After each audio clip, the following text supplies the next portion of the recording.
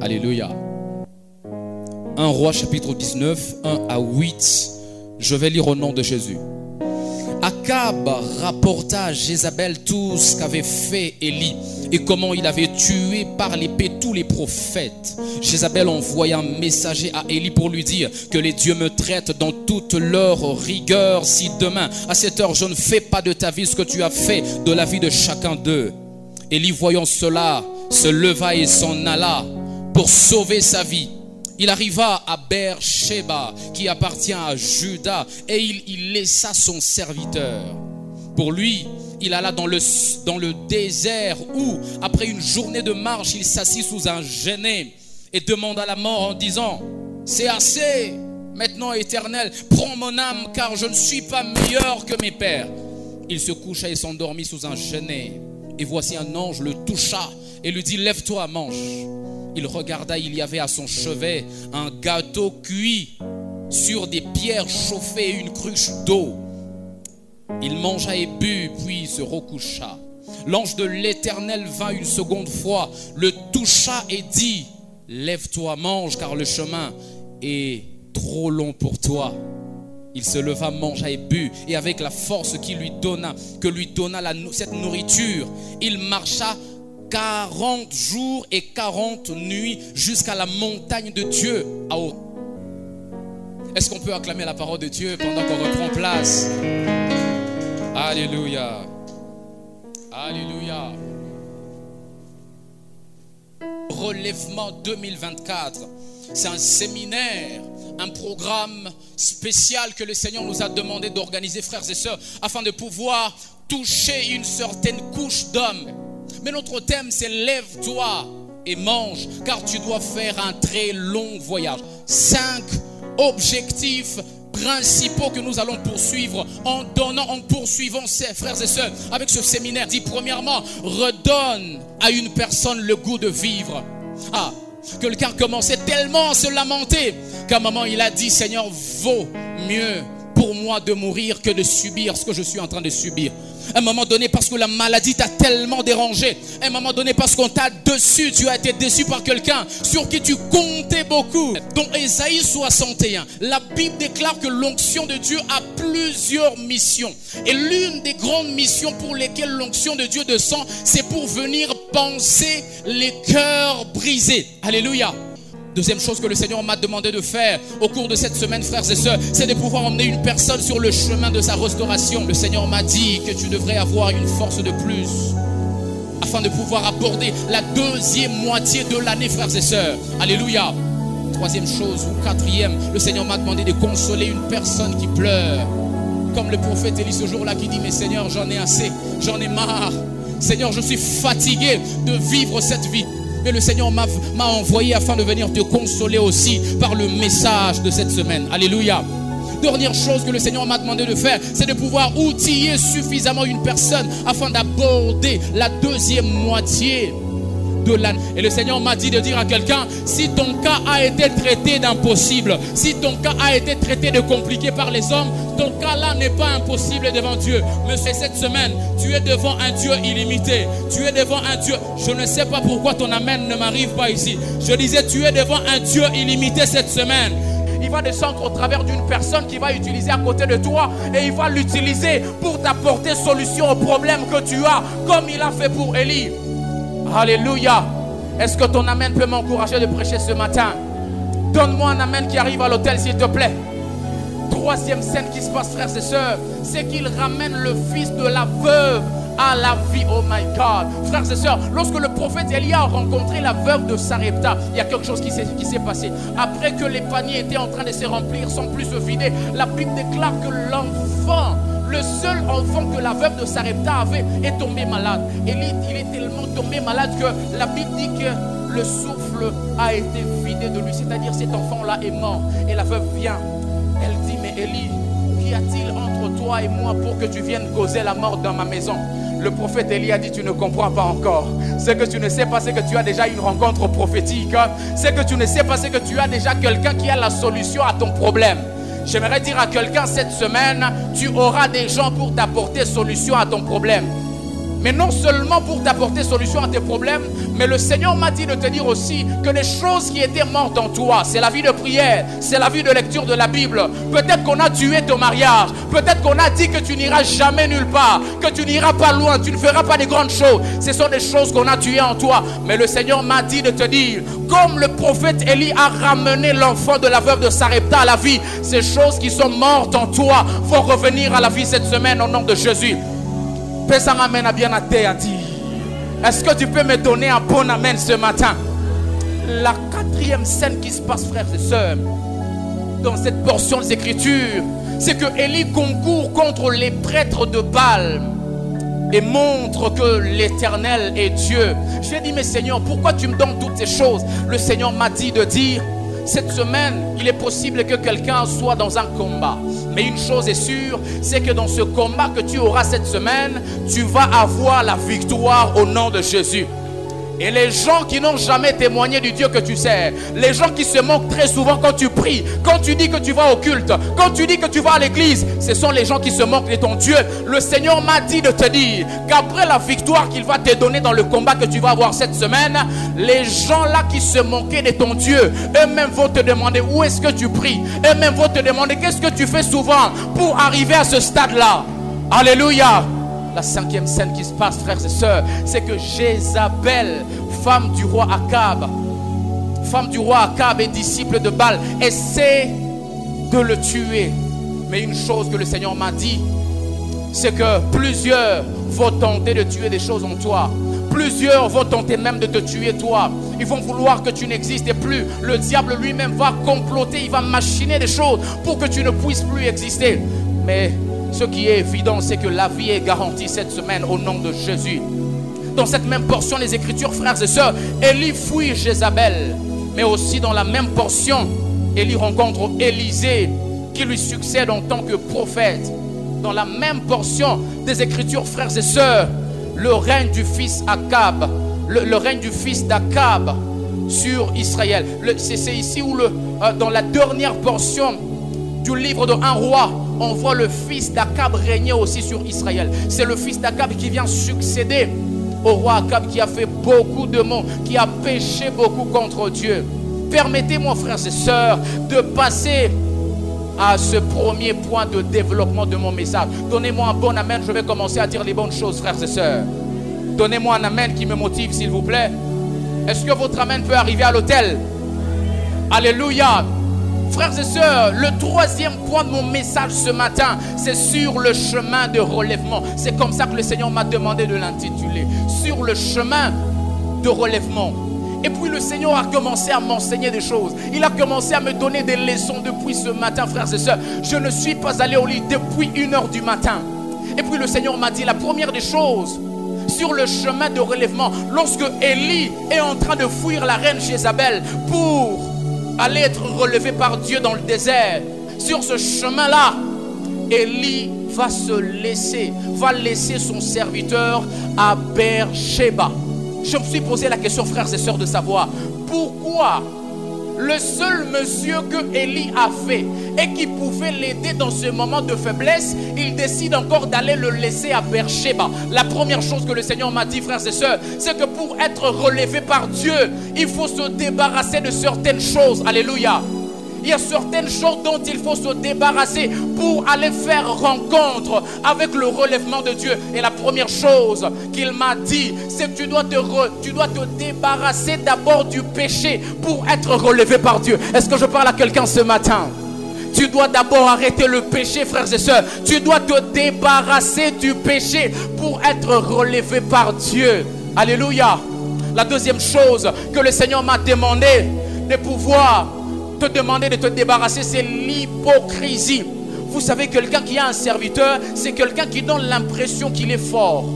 Quelqu'un qui a un serviteur à côté de lui, c'est quelqu'un qui donne l'impression qu'il est tellement dans un confort que sa vie est stable. Mais ici, le prophète Élie a dit non. Ma vie n'est pas stable. C'est pourquoi je ne vais pas me promener avec un serviteur. Parce que si je me promène avec un serviteur, les gens vont penser que ma vie est tellement stable que j'ai besoin de quelqu'un d'autre pour me servir. Et le Seigneur m'a dit de dire à une personne, si tu veux être relevé par Dieu, si tu veux subir le relèvement cette semaine, il faut que tu arrêtes avec l'hypocrisie. Cette vie où tu nous révèles une face lorsque tu es avec nous et dans ta chambre tu es une autre personne. Cette vie où tu nous donnes l'impression que tout va bien alors que consciemment tu sais que dans ta chambre tu as des problèmes. Le Seigneur m'a demandé de te demander d'arrêter cette double facette, d'arrêter de jouer de gauche à droite. Alléluia. Si tu veux être relevé par Dieu, soit tu prends le côté de Dieu, soit tu restes carrément vers le côté du diable. Pourquoi? Parce que si tu restes vers le côté de Dieu, en d'autres termes, tu es enfant de Dieu. Et le Seigneur, en tant que Père responsable, ne peut pas manquer de relever ses enfants. Alléluia. Et si tu restes carrément du côté du diable, le Seigneur saura carrément que tu as besoin d'aide. Voilà pourquoi il ne te laissera pas non plus. Mais si tu joues de deux côtés, frères et sœurs, tu n'es ni chaud, ni froid. Tu auras des problèmes.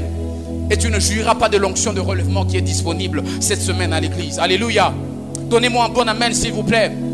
La deuxième chose que le Seigneur m'a enseigné, frères et sœurs, sur le chemin de relèvement du prophète Élie, il a dit, Élie se rend dans le désert.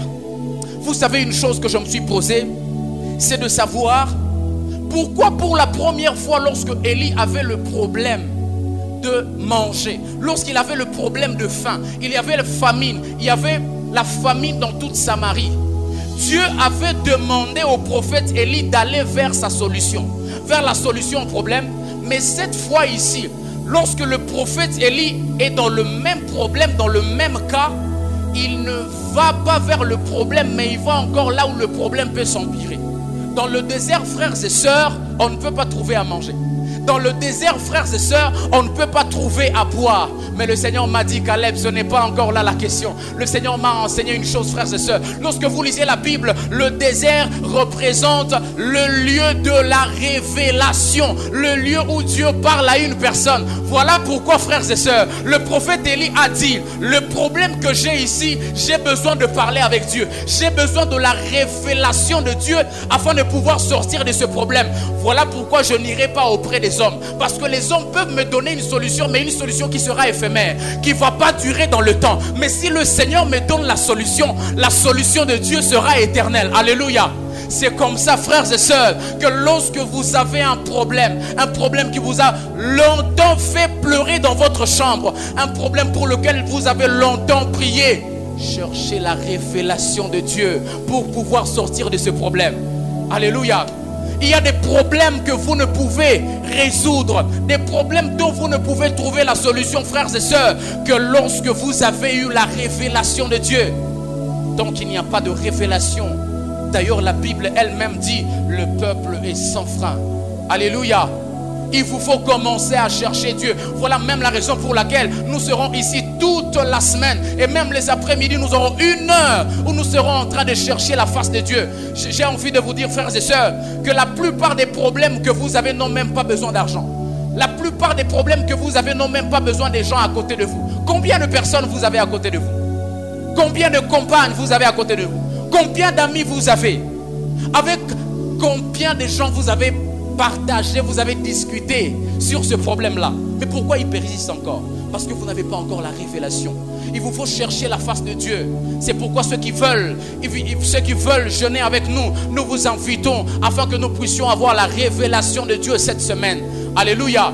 Parce qu'il y a des problèmes dans la vie qui ne peuvent être résolus, frères et sœurs, que si l'homme a eu la révélation de Dieu. Le Seigneur m'a dit de vous dire, s'il y a un Dieu pour relever, il doit y avoir un homme pour chercher son relèvement.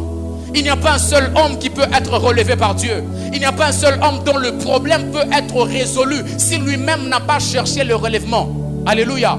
Voilà pourquoi la Bible dit dans Matthieu chapitre 7, le 7e verset, demandez et l'on vous donnera. Cherchez et vous trouverez. Frappez à la porte et l'on vous ouvrira. Pourquoi il faut demander? Pourquoi il faut chercher, frères et sœurs? Parce que effectivement, celui qui trouve doit avoir demandé.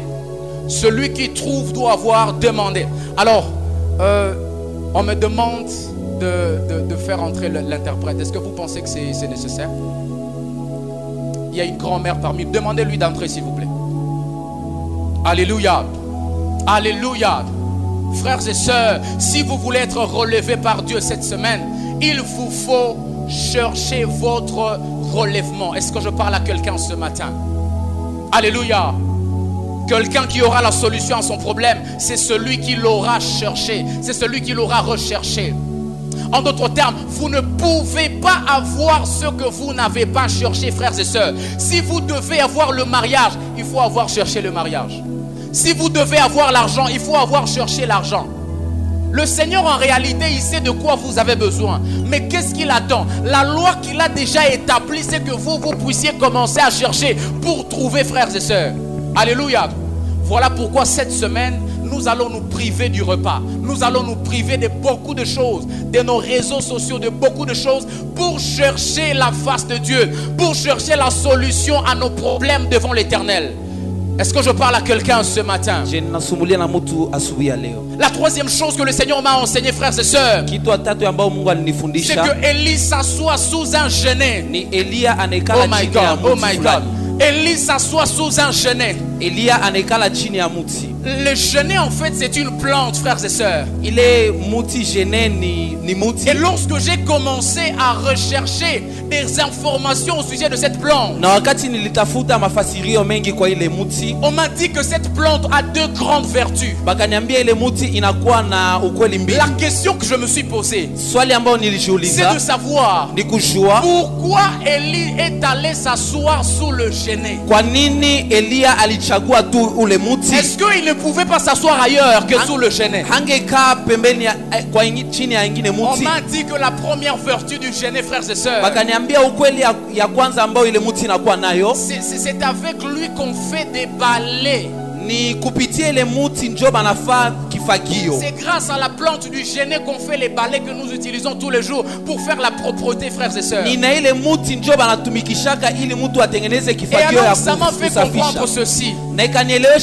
Le Seigneur m'a dit, frères et sœurs, que lorsque Élie est fatigué, lui-même dans ce qui lui fait mal, il y a certains couloirs où lui-même a été à la base de ce qui le dérange. Ça veut dire en d'autres termes, pour que Élie soit relevé, pour que Élie trouve solution à son problème à ce moment-là, il faut que son cœur soit propre. Est-ce que ça parle à quelqu'un ce matin? Voilà pourquoi il n'est pas allé s'asseoir n'importe où. Il est allé s'asseoir sous le genêt, parce qu'il ne cherchait pas que la solution de Dieu, mais son cœur devait aussi être restauré, frères et sœurs. Le Seigneur m'a dit de dire à une personne, si tu veux être relevé cette semaine, si tu veux avoir la solution à ton problème cette semaine, regarde aussi un peu à ton cœur. Regarde un peu à l'état de ta vie. Est-ce que tu peux rentrer aussi dans ton caractère toi-même? Est-ce que tu ne penses pas que certains des problèmes que tu subis aujourd'hui sont causés par certains de tes mauvais caractères? Et le Seigneur m'a dit, si vous voulez la solution cette semaine au problème que vous avez, travaillez aussi sur votre propre être. La deuxième vertu du genêt, c'est que les feuilles du genêt servent de traitement pour les problèmes cardiaques. Donnez-moi un bon amen, je vais développer s'il vous plaît. Est-ce que votre amen peut arriver à l'hôtel? Amen. Donnez-moi un amen vitaminé s'il vous plaît. Amen. Alléluia. Amen. La Bible déclare que Élie va s'asseoir sous le genêt. Et puis dans mes recherches, je me rends compte que les feuilles du genêt servent de traitement pour les problèmes cardiaques. Je comprends alors pourquoi Élie est allé se mettre sous le genêt. Parce que déjà son cœur est fatigué. Parce qu'il est fatigué dans son cœur. Quelqu'un qui arrive à demander la mort, frères et sœurs. Quelqu'un qui est déçu de la vie. C'est quelqu'un qui a déjà un problème de cœur. ule mtu alikuwa anashakuwa na Lorsque vous shida voyez ya quelqu'un roho. commencer à laisser couler les larmes, Wakati unaona mtu anaanza c'est que le kulia, problème commence à l'intérieur dans son cœur. ni kusema shida inaanza ndani ya roho Voilà yake. pourquoi Élie Sio kwa maana n'est Elia pas allé s'asseoir n'importe où. akwende ikala Il fasi va yoyote, s'asseoir sous le genêt anaenda ikala pour chini ile se mti rassurer que non seulement son caractère sera travaillé sous le genêt, ili aelewa kwamba ile tabia mais yake aussi le itatumika, problème qu'il a dans son cœur va trouver solution sous le genêt. na pia Est-ce que je shida parle à zake quelqu'un ce zitapata matin? jibu chini ya ile mti. Alléluia. Amen. Première leçon que le Seigneur m'a donnée. Ya kwanza ambayo Mungu Il m'a dit dans alinipatia, la vie, akaniambia ndani ya lorsque tu as un maisha, problème, wakati unakuwa na il faut shida, t'asseoir au pied des gens qui peuvent te montrer les erreurs et les dangers à éviter pour ne plus tomber dans le même problème. inabidi unekaa chini ya miguu ya watu ambao watakuonesha shida zako ili usianguke katika Les gens ile qui mashida peuvent zako. te dire ça, ce que tu as fait là, c'est un problème. Watu ambao wanaweza kukwambia ile ambayo ulifanya ni La mbaya, relation là que tu entretiens déjà avec cette femme là ile uhusiano ambao uko na ule mwanamke ne va pas t'emmener à bien réussir. haitakupeleka katika uwezo C'est fulani. pourquoi il est allé s'asseoir sous le genêt. Sio kwa maana aliende kala chini ya Parce ile que le mti, genêt c'est un balai kwa maana ile mti ni qui vient le rendre kifagio propre. ambayo inapasha Et si msafisha. vous voulez être relevé cette semaine, Na kama unapenda usimame katika dès wiki, ce matin, frères et sœurs, kuanzia sasa prenez la décision de vous entourer des bonnes personnes. twala ile uamuzi ya Des personnes qui peuvent kuzunguka na vous watu dire wazuri. attention, là où vous êtes, il y a un danger. Jizungushe na watu ambao watakwambia pale Personnes uko qui katika peuvent vous dire shida, ouvertement ce que vous avez fait, c'est un problème. na watu ambao wanapasha kuambia pale kuko shida. Attention, vous êtes dans un problème. Angalisho uko katika Et shida. deuxièmement, Na ya le pili, Seigneur m'a dit dans la vie, Mungu aliniambia katika lorsqu'on a un maisha, problème, frères et sœurs, wakati uko na shida, il faut savoir détecter les endroits inabidi ujue mafasi ainsi que les personnes pia na watu qui peuvent y apporter solution. ambao wanapasha kukuletea jibu ama solution fulani. Alléluia. Amen. N'est-ce pas que je vous disais que les feuilles de genêt Nilikuwa nikiwaambia ile maani ya servent de ile traitement mti pour des problèmes cardiaques. inatunzaka roho. Et Élie a dit, Na Elia akasema, j'ai un problème dans mon cœur. niko na shida ndani ya Où roho est-ce yangu. que je peux trouver la solution? Wapi njo naweza Il kupata dit, il y a un solution? arbre dans le désert Anasema kuna kuwa muti dont katika ile les feuilles desert. servent de traitement pour des problèmes cardiaques. Na maani yayo inatunzaka malali za Voilà pourquoi je roho. vais aller m'asseoir sous cet arbre-là Sio kwa maana nende kaa chini ya afin de ile pouvoir muti trouver solution à mon problème cardiaque. ili nipate jibu kwa ile malali Frères yangu ya et roho. sœurs, si Kaka vous voulez être na dada, relevé, kama unapenda usimame, trouvez consolation, kama unapenda upate être mafariji, réconforté dans les moments de faiblesse. kama unapenda upate mafariji katika shida Il peut zako, s'agir d'une bonne église que tu dois choisir. Il peut s'agir d'une bonne église. inapasha kuwa kanisa nzuri, Les endroits que tu fréquentes, ile mafasi ambayo unaendaka est-ce que tu peux y trouver solution? je unapasha kupata ako Essaie solution. un peu de regarder là où tu passes le temps toi-même. Angalia pale ambapo unapitishaka Est-ce wakati que ya tu peux mingi. y avoir solution au problème là qui te fait pleurer chaque Je jour? unapasha kuwa na solution kwa ile shida ambayo Il peut s'agir inakusumbua. d'une église. Inapasha kuwa hata Vous kanisa. savez, frères et sœurs, Unajua ndugu, lorsque Dieu cherche à faire du bien à l'homme, wakati Mungu anapenda afanye vizuri très katika maisha, souvent il choisit de passer par les endroits et les personnes.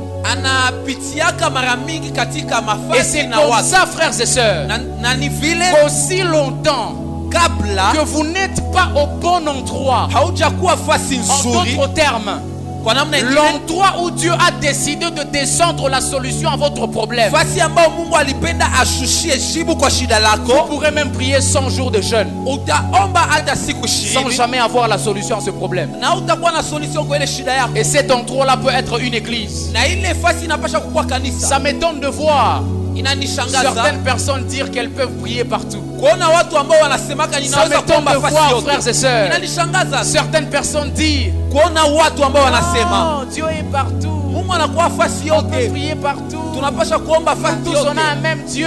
Tunatumikiaka Mungu moya. Est-ce que vous savez Je unajua que pour que Élie puisse trouver à manger, ili Elia apate ya Dieu kukula, devait lui demander de quitter le torrent de Kérit ilibidi Mungu amwambie atoke kule ambao pour alikuwa aller à Sarepta. ili aende kule kwa ule. Pourquoi Dieu ne pouvait Sarepta. pas, pourquoi Dieu ne pouvait pas continuer à envoyer le corbeau avec le pain au torrent de Kérit? Kwa nini Mungu hangeliendelea kumtumia ile korbo na Parce que chakula?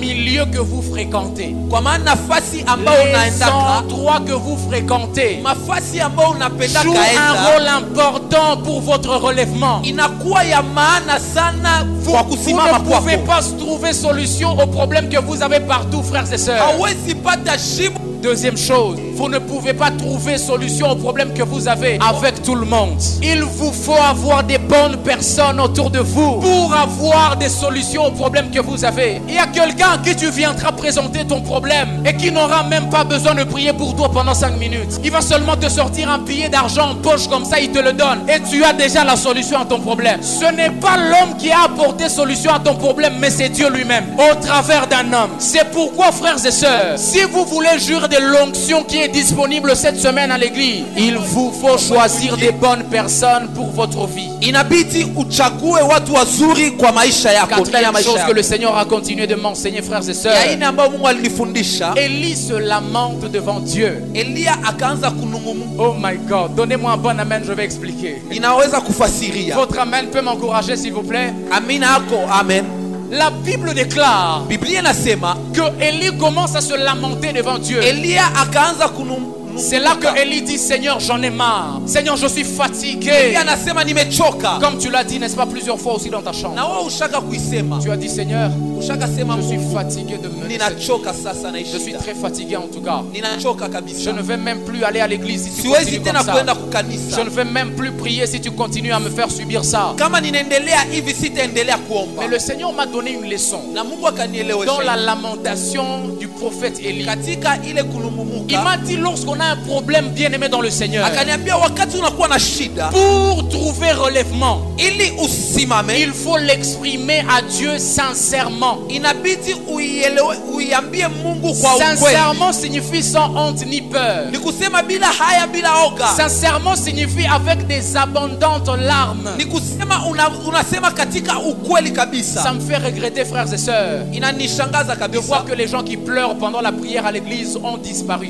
kuona watu ambao wanalia kukanisa wakati wanaomba Est-ce que vous wameshapotea. savez Je qu'il y a des unajua. problèmes que Dieu résout que lorsque la personne a commencé à pleurer? Unajua kunakuwa shida ambayo Mungu analeta jibu kwa kupitia tu machozi ya mtu. Vous pouvez prier pendant 40 jours. Hein? Unapasha kuomba siku Vous pouvez mingi. prier pendant 3 jours secs. Unapasha Mais le kufunga hata Seigneur siku se tatu. sent touché par votre prière Lakini Mungu anaguswa na ombi seulement lorsque lako vous commencez à pleurer. kupitia tu ile machozi yako. Regardez, frères et sœurs, Angalia au-delà de la lamentation du prophète Élie, kwenda mbali ya ile J'espère. kunungumuka Elia. j'espère qu'à ce moment il a commencé à pleurer lorsqu'il dit: Seigneur, j'en ai marre. Ninaamini Elia akaanza kulia kwa kusema ninachoka Le kabisa. Seigneur m'a dit: Caleb, Akaniambia il n'y a pas que le prophète Élie dans la Bible. hakuna tu, haiko tu Elia. Il m'a dit: viens un peu dans Jérémie 38. Kia tuone katika Jérémie Du 38 premier verset au 5e verset, frères et sœurs. kupitia ile mstari ya On kwanza va trouver une autre histoire. kunakuwa La Bible dit: à cette époque, Ézéchias tomba malade. Il était près de mourir. Et le prophète Ésaïe, fils d'Amon, se rendit à son chevet. Il lui dit: voici ce que l'Éternel déclare. Prends tes dispositions, car tu vas mourir. Tu ne te rétabliras pas. Alors Ézéchias tourna son visage du côté du mur et pria l'Éternel en ces termes: de grâce, Éternel, tiens compte de ce que je me suis conduit avec fidélité, d'un cœur sans partage, et que j'ai fait ce que tu considères comme bien. Ézéchias versa d'abondantes larmes. Est-ce que vous avez la même Bible que moi? unakuwa na Biblia mwanami. Lorsque Ézéchias a fini de pleurer, Wakati Ezekias lorsqu'il a alimaliza fini de kulia, solliciter le Seigneur, wakati alimaliza frères et sœurs, la kumuita Bible dit Mungu, qu'Ézéchias tombe d'abondantes larmes. Biblia inasema Il Ezekias pleure comme akaanza un enfant. akaanza kulia kama La mtoto. Bible dit. Biblia inasema Alors, na pale le sasa connecteur alors signifie na ile musemi suite à nasema ce qui vient d'être fait précédemment, kupitia yale ambayo imefanyika je yulu suis obligé de faire ce qui va suivre. Est-ce que je peux aller loin ce matin? utafuata Le connecteur alors signifie suite à ce qui vient d'être fait. ile musema inasema Il hivi dit non, ça me pousse à aller loin. kupitia yale ambayo La nimefanya Bible dit inanisukuma niende alors mbali. l'Éternel s'adressa à Ésaïe en disant: Inasema na sasa Mungu akaongea na va Esaia, dire à Ézéchias, wende ambia Ezekias, voici ce que déclare l'Éternel, le Dieu de David, ton ancêtre. angalia yale ambayo Mungu anasema. Regardez maintenant là où ça se trouve dans la Bible. Angalia, Il y a 2 points chez moi. La Bible dit: j'ai entendu ta prière Biblia inasema nimesikia ombi lako et j'ai vu tes larmes. na nimeona machozi Je n'ai yako. pas seulement entendu ta prière, Sikusikia mais tu, j'ai aussi vu tes larmes. lakini pia niliona Et puis machozi la yako conséquence, na matokeo, puisque tu as pleuré, kwa maana ulilia eh bien, na je sasa vais prolonger ta vie de 15 années. nitaongezea 15 ya maisha, Frères et sœurs, maisha yako. Ndugu, l'efficacité de certaines prières se cache dans les larmes que vous laissez couler dans la présence de Dieu. uwezo ya maombi yako inafichwa katika machozi yako. Il y a des prières dans votre vie qui ne seront jamais exaucées. Kunakuwa maombi ambayo haitapata Donc vous jibu continuez à être trop charismatique devant le Seigneur. kabla ungali nakuwa na C'est makarisme mbele ya vous qui Mungu. regardez les gens avant de commencer à prier. Nyie ambao mnaangalia Ça kwa m'étonne de pembeni voir, vous yenu savez, hein. kabla uanze kuomba. Lorsqu'on vous demande de prier à l'église, Wakati wanamwambiaka muombe je kukanisa, vois très souvent des gens ninaona watu qui wengi commencent à regarder ceux qui sont à côté wanaanza kuangalia yuko avant de pembeni commencer à prier. kabla baanze Tu ne kuomba. comprends pas encore. Hauyaelewa. Biblia inasema Elia anachoka na maisha mpaka anaanza kuambia Mungu uniue, lakini kitu moja inapitikana, mtu ambaye yuko naomba kifo, Mungu anamletea chakula. Mungu alinifasiria hiki kitu, akaniambia kwa maana niko baba ambaye anastahili, niko baba ambaye anastahili kabisa, mpaka wakati unanilomba kitu mimi napasha kuambia haiko ile ndio unahitajika. Mimi najua yale ambayo uko nao lazima kabisa. Shida yako ya kweli haiko ile. Shida yako ya kweli Elia ni uko na njala. Plutôt besoin de manger, Élie. Unahitajika Tu kukula n'as pas Elia. besoin de la mort à ce moment-là. Hauhitajiki Voilà kukufa. pourquoi dans Ephésiens 3:20 la Bible dit: or celui qui peut faire par la puissance qui agit en nous infiniment au-delà de ce que nous demandons et même pensons. Amen. Frères et sœurs, le Seigneur ne se limite pas qu'à ce que nous demandons. Mungu aishiake kwa yale ambayo tunaomba. Parce qu'il arrive même des fois Kwa maana inafikia que hata nous siku puissions zingine demander des mauvaises choses à Dieu. tunaombaka pengine yale ambayo ni Mais mbaya, il est tellement un Père responsable na yeye ni baba ambaye qu'il anastahili ne nous kabisa, donne pas toujours ce que nous avons demandé, na hatupatiake tu yale ambayo mais il se tuliomba, rassure qu'il nous a donné ce qu'il nous faut. lakini anatupatiaka yale ambayo inatustahili. Quelqu'un me donne un bon amen s'il vous Je plaît. kunakuwa mtu ambaye ananipatia Est-ce que ton amina. amen peut m'encourager de continuer à Amen. prêcher?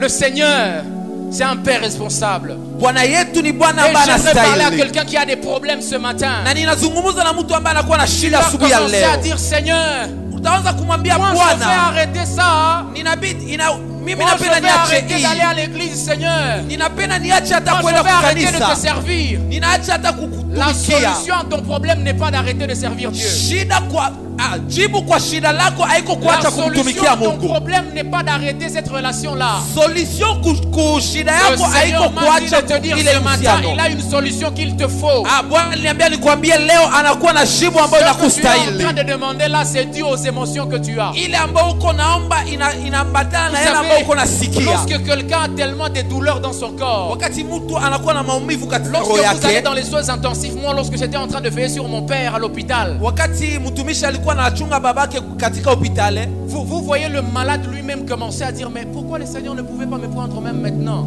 anaanza kujiuliza kwa nini Mungu angelichukua saa hizi. Mais la bonne nouvelle, Lakini habari c'est njema que les choses que tu es en train de demander parce que ça fait tellement mal, ni kusema yale ambayo uko naomba kwa maana maumivu inakuwa ce mengi, n'est pas ce que Dieu va te donner. haiko njoo Mungu Le Seigneur va atakupatia, plutôt te donner ce qu'il te faut. lakini Mungu atakupatia yale ambayo Parce que c'est inakustahili, tellement un Père responsable. kwa maana yeye ni baba ambaye Il anastahili. sait toujours avec précision ce dont son enfant a besoin. Anajua sana yale ambayo tunahitaji. Alléluia. Amen. La deuxième question que je me pose, frères et sœurs, Swali ya pili ambayo lorsque ninajiuliza, j'ai vu la Bible dire Élie mange et boit, wakati niliona Biblia inasema Elia akakula na akakunywa, la question c'est pourquoi kwa nini il y avait à boire, kulikuwa ya kukunywa alors que lorsque l'ange est venu, il a dit au prophète Élie: lève-toi et mange. Il ne lui a pas dit: lève-toi et viens boire. wakati malaika alikuwa aliambia Elia simama na ukule, akumwambia simama na Il dit ukunywe, à Élie: lève-toi et mange. anaambia Elia simama na Il ukule, ne lui a pas dit qu'il va aller boire. hakumwambia utakunywa. Est-ce qu'on est d'accord? Ndio. Il ne lui a pas dit qu'il va aller boire. Hakumwambia utaenda kunywa, Mais lorsque la Bible nous révèle le 7e verset, lakini wakati Biblia elle nous dit que le prophète se lève. Et lorsqu'il relève sa tête, na wakati anasimamisha il kichwa voit à chake, côté de lui un gâteau chaud. anaona pembeni yake gâteau ambayo Ça iko c'est à moto. manger, n'est-ce pas? Ile ni ya kukula. Mais ce qui m'a étonné, Na ile ambayo c'est de nilishangaza voir qu'à côté il y avait une cruche d'eau. ni kuona pembeni kulikuwa kibakuli ya Une autre maji. question que je vous pose ce matin. Na swali lingine ambayo Frères et ninawauliza, sœurs, ndugu, est-ce qu'on peut manger l'eau? je, mtu anaweza kukula mai? Alors pourquoi si on ne mange pas l'eau? Kwa nini kama mtu akulake mai? Dieu a permis qu'à côté du manger qu'on l'a promis au prophète, Mungu aliruhusu pembeni ya ile chakula ambao il y a aussi à boire. nabii kukuwa ya Le kukunya Seigneur m'a dit pia. la réponse est simple et c'est dans la Bible. Est-ce qu'on peut y aller? Amen. Il a dit c'est parce que Dieu est tellement responsable qu'il se rassure toujours qu'au-delà de donner à l'homme ce qu'il lui faut, il lui a aussi donné ce qu'il faut pour rendre utile ce qu'il lui a donné. Amen. Akaniambia Mungu ni baba ambaye anastahili na hapanake tu yale ambayo unahitaji, lakini anakupatia yale ambayo inakustahili.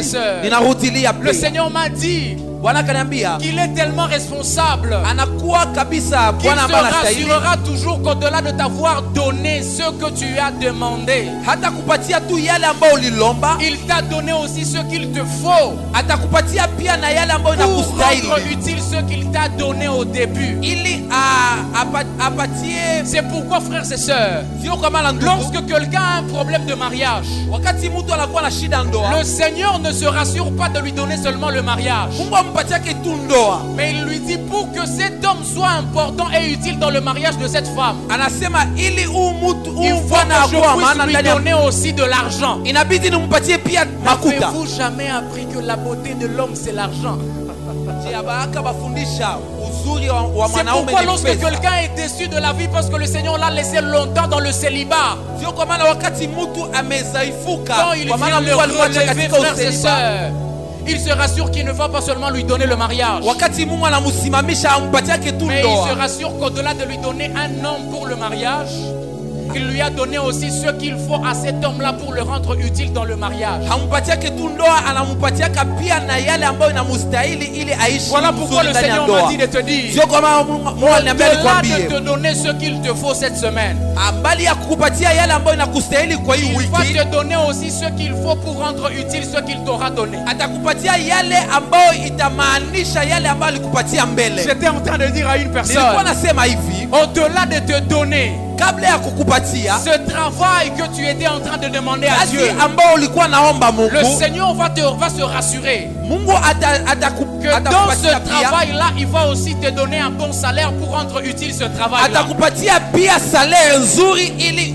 uendelee katika Au-delà ile de kazi. te donner la guérison à la maladie qui te dérange depuis longtemps, Kabla ya kukupatia ile le uponyaji kwa ile Seigneur m'a dit magonjwa de yako, t'annoncer ce Mungu matin aliniambia nikwambia asubuhi ya qu'il leo, va te donner aussi atakupatia pia d'être tellement important dans ta famille. kukuwa ya maana Que wa les gens maana zaidi diront, mjamaa yako, en tout cas, na watu wataanza la kusema guérison de cet homme uponyaji ya huyu nous mtu a tellement aidés ilitusaidia que nous avons sana commencé à en subir les effets. na tunaanza Est-ce que je parle à quelqu'un ce matin? Amen. Sixième chose que le Seigneur m'a enseigné, Ya sita ambayo que Mungu l'ange de alifundisha, Dieu revient pour la deuxième fois. wakati Mungu anarudia ya mapili, Mes amis, je me suis posé la même question. nilijiswali tena Je me suis dit, nikajiambia, si l'ange de l'Éternel kama Mungu alikuya est venu pour réveiller Élie afin de manger alipia kuamsha Elia ili pour akule la première fois, ile ya kwanza, Élie, quand il a fini de manger et de boire, wakati Elia alimaliza kukula na il s'est kukunywa recouché encore. C'est ce que la Bible akalala nous dit. tena. Ndio Biblia inatuambia Et la question que je me pose, swalini c'est de savoir ni kujua pourquoi l'ange avait besoin de revenir pour la deuxième kwa fois. nini malaika alihitajika kukuya mara Le pili, Seigneur m'a dit, na Mungu c'est akaniambia puisque Dieu se rassure toujours ni kwa shu Mungu qu'il a prévu tout ce qu'il faut pour achever ce qu'il a initié. anaangaliaka kama alitayarisha yote Oh ambao my God, oh my inakustahili. God. Le Seigneur m'a dit de dire à une personne, Mungu aliniambia niambie mtu, si c'est lui qui a commencé l'histoire de ta vie, kama yeye ndio mwalianza hadithi ya maisha yako, rassure-toi qu'avant d'exister sur cette terre, inabidi ujue il y a des moyens qu'il avait déjà rendus disponibles. kunakuwa vitu ambao Il y a des personnes qu'il alitayarisha, avait déjà créées pour toi. kunakuwa watu ambao Il y a alitayarisha, un confort qu'il avait déjà créé pour kunakuwa toi. vitu nzuri ambao Le Seigneur alitayarisha ne juu t'a jamais yako. créé pour souffrir comme ça.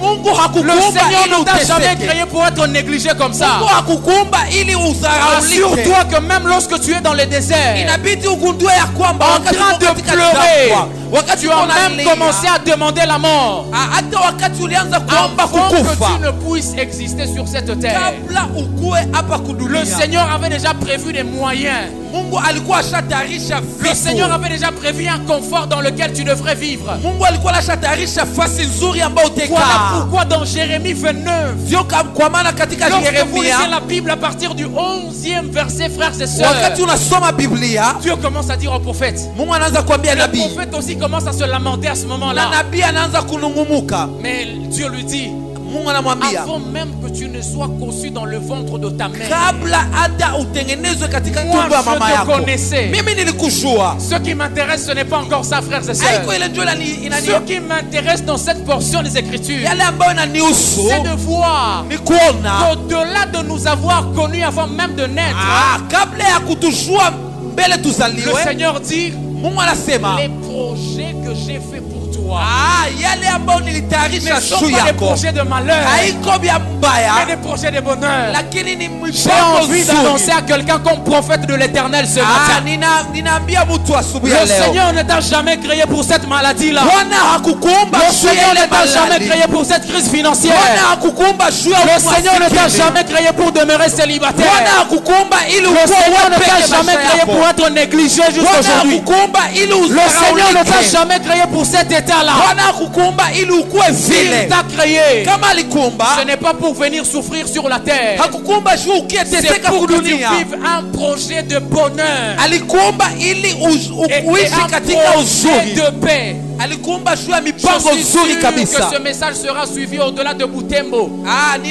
Ninakuwa na uhakika kwamba hii J'ai envie de itaeleweka. dire ceci à tous les habitants et toute la population de la province du Nord Kivu Ninaambia watu wote wa Kivu et à tout notre pays. na watu wote wa nchi Frères letu, et sœurs, ndugu, Dieu ne nous a jamais créés pour être un pays dans la guerre. Mungu akutumba ili tukue Dieu nchi ne nous a katika jamais créés vita. pour que nos frères et sœurs Mungu akutumba ili continuent wakaka à être yetu égorgés jour et nuit. waendelee kuchinjwa kila Sûrement siku. si nous sommes en train de passer par ça, Kama tuko napitia kwa ile il y jambo, a un projet de paix qui nous attend, frères et sœurs. kunakuwa mipango ya amani ambayo Voilà inatuchungulia. pourquoi Dieu m'a dit de vous dire, Sio kwa maana Mungu aliniambia niwaambie, Dieu n'est pas un stagiaire pour t'emmener dans une situation où il ne sait plus faire la suite. Mungu haiko mtu wa kupima pima ili akubebe mkitu ambao hataweza kuendelesha. La circonstance que tu vis aujourd'hui, Yale ambayo uko naishi la leo, situation que tu mènes aujourd'hui, yale ambayo uko napitia leo, ça ne limite pas Dieu. haipatie Cette mpaka Mungu. situation-là ne dit pas que Dieu est déjà à bout de réflexion. Ile vitu ya uko napitia haiseme Cette Mungu situation ameshindwa. ne dit pas que l'onction de Dieu n'existe plus. Haiseme Mungu hawezi tena. Parce que Dieu ne t'a jamais créé pour ça. Kwa maana Mungu akuumba juu ya ile vitu. La question c'est pourquoi l'ange revient pour la deuxième fois. Ni kwa nini malaika anarudia mara pili? Au-delà du fait que Dieu prévoit les moyens Kabla Mungu anatayarisha tu vitu, avant, frères et sœurs, de te créer et pour que tu existes sur la terre. Deuxième chose que le Seigneur m'a dit, il a dit, personne et rien ne peut arrêter ce que Dieu a commencé tant que cela n'a pas atteint son but. hakuna yule ambaye anaweza kutia mpaka kwa yale ambayo Mungu alianza Le kabla ministère du haijafikia. prophète Élie, c'est Dieu qui l'avait commencé. Ile huduma ya Elia Mungu ndio C'est Dieu malianza. qui avait créé Élie. Mungu ndio maliumba Et la Elia. Bible déclare Na Biblia inasema dans Proverbe 16:4, katika Mezali, car le Seigneur fait toutes choses pour un but. Mungu anafaa yote kwa J'ai sababu envie de fulani. dire à une personne ce matin, Ninapenda niambie mtu asubuhi ya ton leo, existence sur terre n'est pas un hasard. kukua yako sio tu kushitukia. Et si tu n'existes pas par hasard, Na kama hauishi tu kwa c'est que kushitukia, tu existes pour un but. manake unaishi kwa sababu Et ce fulani. but-là, c'est le but de Dieu. Na ile sababu ni sababu ya Mungu. Et rassure-toi, Na inabidi aucune maladie, hakuna aucune magonjwa, mort, hakuna aucune kufa, personne, hakuna aucune mtu, malédiction de ta famille, hakuna ulana aucune fulani, guerre dans le pays hakuna vita ne katika pourra nchi mettre fin à ta vie ambayo itasimamisha maisha tant yako que tu n'as pas atteint le but pour lequel Dieu t'a créé sur terre. kabla haujafikia Voilà sababu ya pourquoi Mungu. j'annonce à une personne, Sio kwa maana ninaambia mtu la situation dans laquelle tu es aujourd'hui, yale ambayo uko napitia c'est leo une situation compliquée, on est d'accord. ni vitu ambayo Mais une chose est sûre, na kitu elle moja iko ne kweli, mettra pas fin sur ta vie tant que tu n'as pas atteint les objectifs de Dieu sur terre. yale ambayo uko napitia haitasimamisha maisha yako kabla Cette hujafikia sababu maladie, ya c'est vrai Mungu. qu'elle t'a dérangé depuis longtemps. Ah, ni kweli ile magonjwa ilikusumbua, Mais une chose est sûre, Élie. na kitu moja ni Si ukweli. c'est Dieu qui t'a envoyé sur terre, Kama ni Mungu ndio malikuumbaka, ni Jézabel, haikuwa hata ni Jezabeli, toi-même, haikuwa hata wewe mwenyewe, personne de vous deux hakuna hata mtu ne mmoja mettra fin à ta vie. atasimamisha maisha yako. Alléluia. Amen. J'aimerais annoncer à quelqu'un comme prophète de l'Éternel ce Ninapenda matin. nitangazie mtu kama nabii, Personne ne t'arrêtera au nom de Jésus. hakuna mtu atakusimamisha J'étais en train katika de jina la déclarer cela Yesu. sur ta vie. Amen. Je disais personne Nilisema hakuna, et rien hakuna ne hata pourra t'arrêter. yale ambayo itakusimamisha. Personne et rien Hakuna ne yule mettra ambaye, fin à ta vie hakuna yule ambaye tant que tu n'as atakusimamisha pas maisha atteint les yako objectifs de Dieu. kabla hujafikia sababu Tant za que tu n'as Mungu, pas atteint le but de Dieu. kabla hujafikia sababu za Mungu, Personne et rien hakuna ne mettra hakuna fin à l'histoire de ta vie. yule ambaye atasimamisha Parce maisha que c'est yako, l'Éternel qui est l'alpha kwa maana Mungu ndio et mwanzo c'est lui qui est l'oméga. na yeye ndio mwisho, Alors c'est lui qui a le dernier mot sur ta vie. na yeye ndio anakuwa na usemi wa mwisho katika maisha Est-ce yako. que je parle à quelqu'un ce Je matin? ninazungumza na mtu asubuhi ya La leo. dernière chose que le Seigneur m'a enseigné, Ya frères et mwisho sœurs, ambayo Mungu alinifundisha, c'est que Élie avait mangé et bu, après quoi il a été fort pour un voyage de 40 jours et de 40 nuits. baada ya kukula na kukunywa ya Eli akapata nguvu ya kusafiri. Lorsque Élie a mangé Wakati Eli alikula et lorsqu'il a bu, na wakati alikunywa, il a dit, frères et sœurs, akasema ndugu, la Bible nous révèle Biblia inatuambia qu'il a été plus fort. akakuwa na nguvu. Swali ambao nilishuhudia C'est de savoir, ni kushua, est-ce que Élie n'avait plus de force pour avancer? Elia hakukuwa tena na nguvu ya kuendelea. Le Seigneur m'a dit oui. Biblia ikaniambia ndio, Mais une leçon qu'il m'a enseignée, lakini akanifundisha, il a dit pour être efficace dans le parcours qui nous reste à faire sur terre, bien-aimé, akaniambia ili tukue mzuri il katika, nous faut manger et boire auprès de Dieu. inabidi tukule na tukunywe pembeni ya Mungu. Voilà pourquoi dans Matthieu 4:4, Ndio kwa maana katika Mathayo, la Bible me dit, Biblia inatuambia l'Éternel Jésus-Christ répond à Satan ce jour-là. Bwana anashibia shetani. Il est en train d'être tenté par le diable Alikuwa akipimwa et na il lui shetani dit, na akamwambia, il est écrit, inaandikwa, l'homme ne vivra pas de pain seulement, mtu hataishi kwa mais mkate, de toute parole qui sort de la bouche de Dieu. lakini kwa neno lote ambalo linatoka Si nous kwa voulons kinywa la être Mungu. forts dans la deuxième moitié de l'année à partir de juillet, frères et sœurs, Kama inabidi tukuwe na nguvu kwa hii aimons la parole de Dieu, aimons de prier, aimons de manger, de boire auprès de Dieu. tupende neno la Mungu, tupende kukula na kukunywa pembeni ya Puisque Mungu. la Bible nous présente ici la parole de Dieu comme notre manger spirituel. Biblia inatuonesha neno la Mungu kukuwa Et si chakula nous letu. devons être plus forts pour aborder la deuxième moitié de l'année, frères et sœurs, Kama tunapenda tukuwe na nguvu ya kuendelea kwa hii il nous mwaka, faut alors aimer la parole de Dieu. inabidi tupende neno la Voilà Mungu. pourquoi cette semaine, Ndio kwa maana hii wiki nous avons une semaine de prédication, tunakuwa na wiki ya une mafundisho, semaine d'exhortation, tunakuwa na wiki ya une mafariji, semaine d'enseignement, tunakuwa na wiki wa afin de mafundisho pouvoir te donner suffisamment à manger. ili tukupatie ya kukula Pour kabisa, qu'après les 8 jours qui nous séparent de juillet 2024, ili kupitia que tu sois fort et plus fort encore pour aborder la deuxième moitié ili de l'année. kupitia hizi masiku ukuwe na nguvu ya kuendelea kwa Le hii dernier point mwaka. de mon message ce matin, Na ya mwisho kwa hii, c'est Élie après le relèvement. Élie Elia après baada ya relèvement. kusimama, Lorsque le Seigneur l'a relevé, frères et sœurs, wakati Mungu alimsimamisha, il y a beaucoup de choses qui se sont passées. kunakuwa vitu mengi ambayo ulipitikana. La première chose qui arrive déjà, Ya kwanza ambayo ulipitikana, il arrive à Horeb, la montagne de Dieu. anafika Horeb kwa kilima ya Mungu, Il arrive à la montagne de Dieu à Horeb. anafika kwa ile kilima Et puis le Seigneur m'a dit, na Mungu akaniambia, est-ce que tu vois je unaona que Élie ne pouvait pas aller jusqu'à la montagne de Horeb sans avoir mangé et bu là-bas dans le désert? Elia hangelifikia kwa ile kilima bila kukula na kukunya Mungu. Voici la leçon, frères et sœurs. Ona sasa ile C'est que ujumbe. lorsque Dieu nous relève, Wakati Mungu anatusimamisha, il se rassure toujours anaangalia que nous kwamba ne sommes pas allés loin de Dieu. anaangalia kama hatukwenda mbali naye. Lorsqu'il nous relève, Wakati il anatusimamisha, se rassure que nous ne sommes pas allés loin de lui. anaangalia kama hatukwenda mbali Voilà naye. pourquoi après cette semaine, Ndio kwa maana baada ya hii wiki Dieu va tellement se soucier de toi. Mungu Dieu va tellement s'inquiéter de ta vie atanungunika juu yako que plus personne n'osera te toucher. na hakuna yule ambaye atakukusa, Parce que tu seras dans la présence de Dieu. kwa maana utakuwa katika uwepo Pleinement wa dans la Mungu présence de Dieu. na utakuwa katika uwepo wa Que plus Mungu rien ne passera inaperçu na devant Dieu. hakuna yale ambayo Mungu hataona Il n'y tena. a aucun ennemi qui te touchera. Hakuna adui ambaye atakukusa, Parce que tu seras déjà à côté de Dieu. kwa maana utakuwa Tu pembeni ya seras Mungu. déjà la main droite de Dieu. Utakuwa mkono wa kushoto wa Mungu. Deuxième chose qui est arrivée, Na ya pili ambayo ulifika, lorsque Élie a été relevé, frères et sœurs, wakati Elia alisimamishwa, Dieu demande à Élie Mungu akauliza ce Elia, qu'il cherche. unatafuta nini? Dieu demande à Élie Mungu anaswali ce Elia, qu'il cherche. je unatafuta nini? Il dit, Élie, qu'est-ce que tu es en train de chercher ici? Anaambia Elia, unatafuta nini hapa? Si on peut reformuler cette question, Kama tunapasha kuisema namna le ingine. Seigneur lui a dit, Élie, qu'est-ce que tu veux? Mungu alimwambia Elia, unapenda nini? Alors dites-moi mes frères, Uniambie ndugu, si le président Félix kama Felix arrive président wetu, à Butembo anafika Butembo et il vous donne rendez-vous avec lui, na anasema mkutanane, je ne sais pas par quel miracle ou par quel glissement, sijue namna gani, pendant que vous êtes en train de dialoguer comme ça, wakati muko naongea naye il te demande, anakuswali, qu'est-ce que tu veux? je unapenda nini? Tu vas demander quoi? Utasema nini? Tu t'imagines un peu? Unafikiria kidogo. Lui là c'est le président de la République démocratique du Congo. Yeye ndio numéro 1 wa nchi yetu. Un jour il mourra. Siku moja atakufaka. Un jour Dieu peut lui retirer tout ce qu'il avait comme jour. Mungu anapasha kumnyang'anya yote ambayo iko nao leo. Maintenant, imagine cette semaine ici. Kisha fikiria hii wiki. Après cette semaine ici, Baada ya wiki, ce n'est pas le président haiko qui te president, demandera ce que tu veux, haiko president ndio matakuuliza unapenda nini. mais c'est celui dont la Bible dit Ni yule ambao Mungu Biblia l'argent inasema et l'or lui appartient.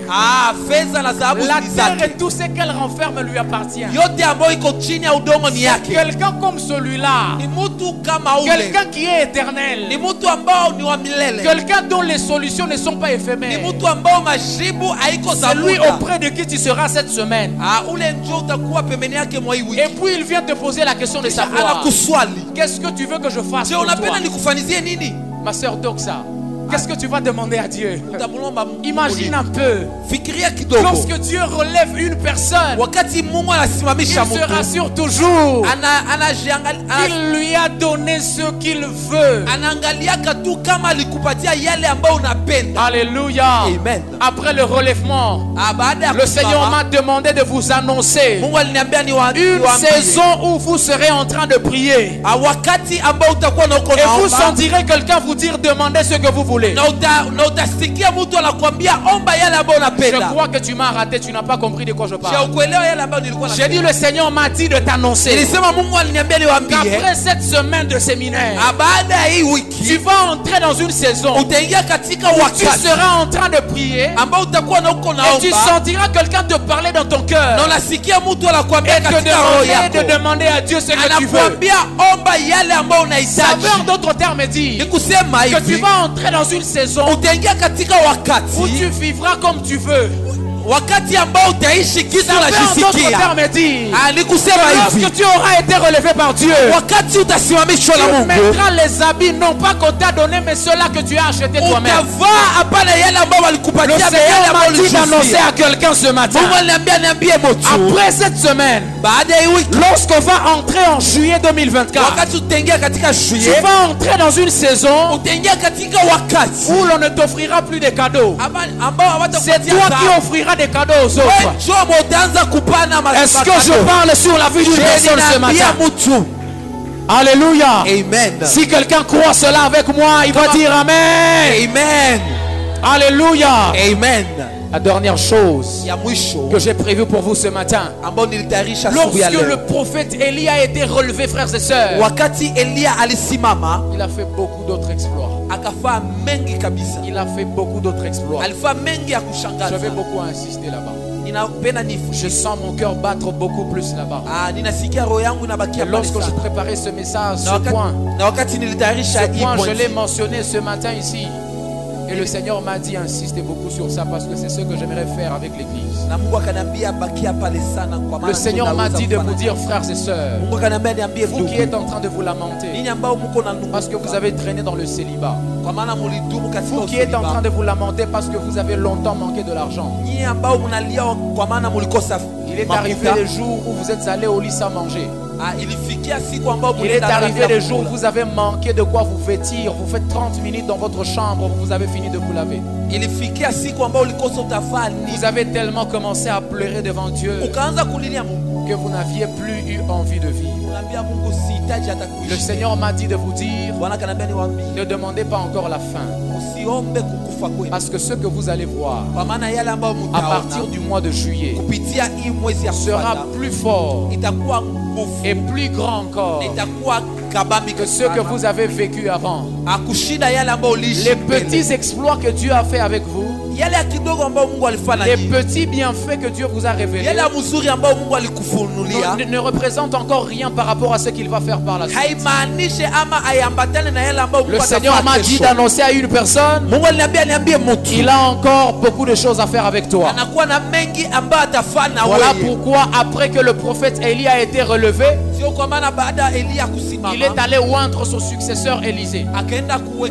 Il est allé oindre Jéhu comme roi d'Israël. Il a continué à orienter le peuple de Dieu. Le Seigneur m'a dit de te dire, toi qui as perdu le goût de vivre, toi qui n'as plus eu le désir, l'envie de vivre, il m'a dit de te dire, ton histoire ne s'est pas encore arrêtée. Élie ne demande pas encore la mort. Il y a beaucoup de choses que j'ai encore à faire avec toi. Le Seigneur m'a dit d'annoncer à une personne ce matin, il y a encore une histoire à écrire avec toi.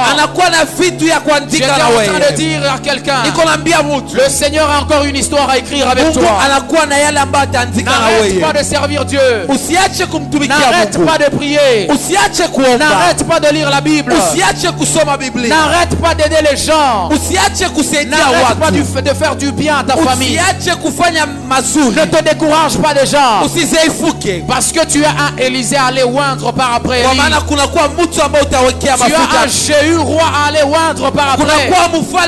Et tu as tout un peuple à orienter. Lorsque le Seigneur m'a parlé du peuple, je suis entré dans la dimension prophétique déjà. Et le Seigneur m'a dit de dire à une personne, dans les quelques jours qui vont suivre, à partir du mois de juillet, c'est sur toi que ta famille va compter. Je suis en train d'annoncer à quelqu'un ce matin, tu n'as pas le droit de te décourager.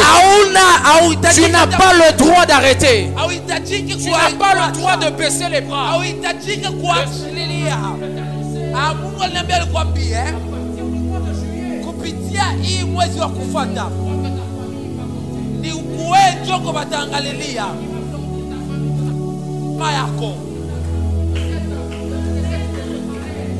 Utasimamisha jamaa yako, utasimamisha jamaa yako toka ile kusema sema. Jamaa yako ilikuwa katika, Mungu aliambia usichoke, kwa maana kunakuwa mtu ambaye Mungu atatumikisha ili ulitoshe jamaa yako kwa ile ulaana kabisa, na ule mtu ni wewe kabisa. Et on va commencer à parler à Dieu.